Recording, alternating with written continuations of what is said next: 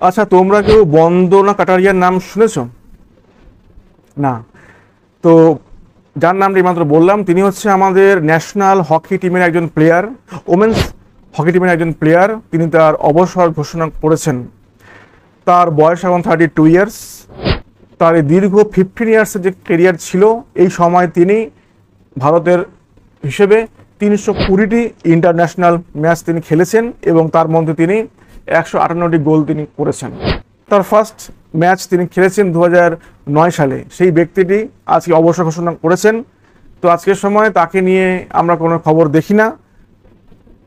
আমাদের এখানে এমনই সিস্টেম যে সমস্ত খেলা সমান গুরুত্ব পায় না, ফলে আমরা আমাদের ক্রিকেটের বাইরে খুব বেশি প্লেয়ারের নাম বা খুব বেশি আপডেট আমরা রাখি না, আমাদেরকে দেওয়া হয়ও না সেভাবে।